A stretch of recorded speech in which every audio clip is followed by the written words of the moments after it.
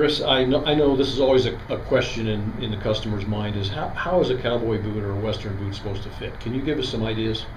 Absolutely, especially for a customer that isn't used to wearing a western boot. Right. It's a unique fit compared to some of the shoes or more casual items that you may be wearing.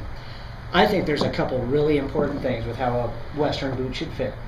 Number one, a new cowboy boot, when you try it on, you've got to have a little bit of room where your heel can slip up and down, and that feels pretty foreign to some folks when they try on a pair of boots. They start to walk in the store and they say, my heel's slipping. Well, if it doesn't, the boot's actually a little too small for you. It's keeping you trapped in the boot.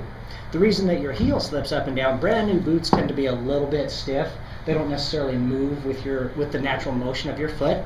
So as a boot breaks in and becomes more flexible with each step you take, your heel matches the movement of the heel of the boot better. Okay, that makes sense. But a brand new boot, your heel's doing its thing, moving up and down with each stride, and the boot's just not really following you. Okay. So number one step, make sure that you have a little bit of room for your heel to slip in a brand new pair of boots. Very good. The second fit that I think is very important is your instep, right across the top of the boot. This is similar to the laces of your shoe. If you don't have a nice snug fit across your instep, the boot's probably a little too wide or a little too loose, maybe a size too big for you. Okay. So you want a nice snug fit across the instep of your foot. All right. Across the front of the boot there. Okay. And then more important than where your toe falls in a boot, I want to make sure that the widest part of your foot is lining up with the widest part of your boot. Okay, the ball of the foot. The ball of your foot. Okay. Find kind of the widest part of your foot, the ball of your foot.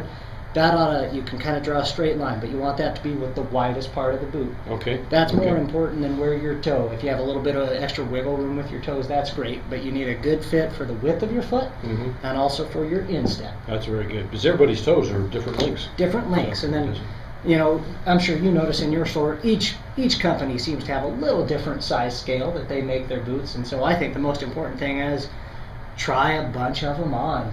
You're going to find a boot or two that really fits you well. There might be a couple that don't fit you as well. So make sure to try several pair of boots on and see what's comfortable and a good match for your foot. So you usually start out with the size that you wear in a like a Nike or a tennis shoe, and start there and then go either up or down from that size?